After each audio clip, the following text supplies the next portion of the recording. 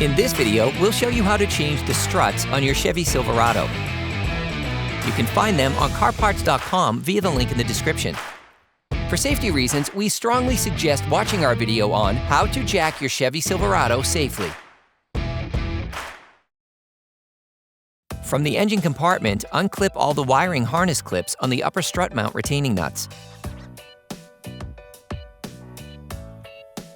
Then, unscrew the 3 upper strut mount retaining nuts using a ratchet, an extender, and an 18mm socket.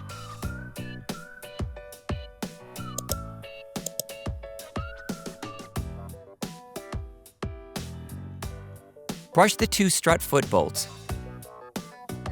Then spray them with penetrating oil. Using a ratchet and a 13mm socket, unscrew the 2 strut foot retaining bolts. Block the rotation of the nuts with a 15mm wrench. The strut is now free. To prevent the strut from falling off, hand tighten a mount bearing retaining nut by a few threads. Hey, it's Alex from CarParts.com. For great content, our best price, and fast shipping, download the CarParts.com app now. You can now remove the strut foot from its slot. If necessary, tap with a hammer or pry with a crowbar to facilitate handling. You can now extract the strut.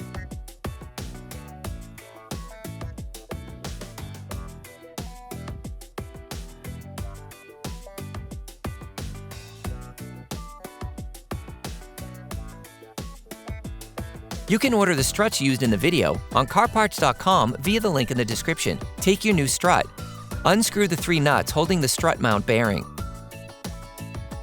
Pass the strut through the upper control arm, then install the upper part first. Repositioning the strut can be complicated by simply prying on the strut foot. We'll show you an alternative method that will make this tedious operation easier. Screw the 3 nuts that hold the mounts back on until there is contact.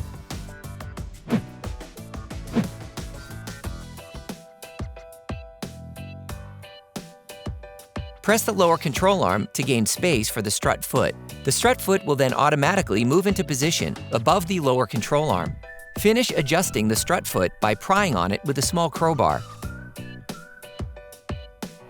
Use the new bolts supplied with the strut. Replace the bolts. Then screw the nuts back on by hand at first.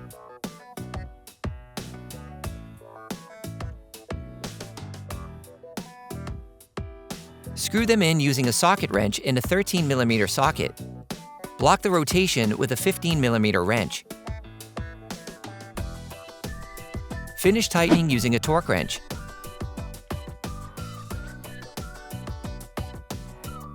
Tighten the 3 nuts with a torque wrench.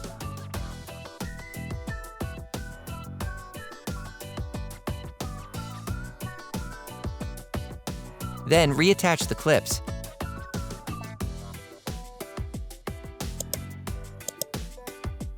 Then you will be able to put the wheels back on your vehicle. During this operation, you will be intervening on the front axle of your car, so it is advisable to perform a wheel alignment afterwards.